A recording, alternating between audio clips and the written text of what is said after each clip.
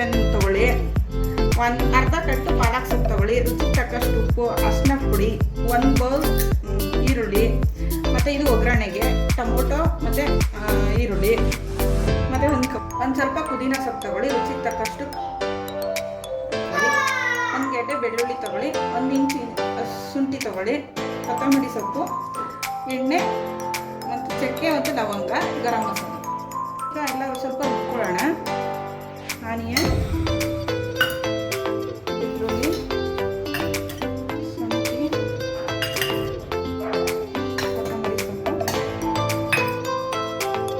ಪುದೀನ, ಹಸಿಮೆಣಸಿನಕಾಯಿ, ಚಕ್ಕೆ, ಲವಂಗ, 3 4 ಆನಿಯನ್ ಹಾಕ್ತೀನಿ.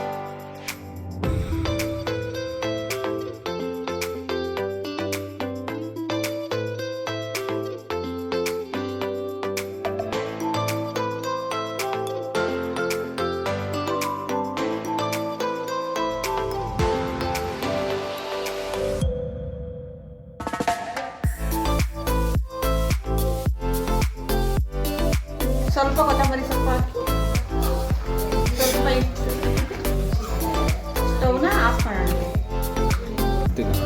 ಬೆಂದಿದೆಯಾ?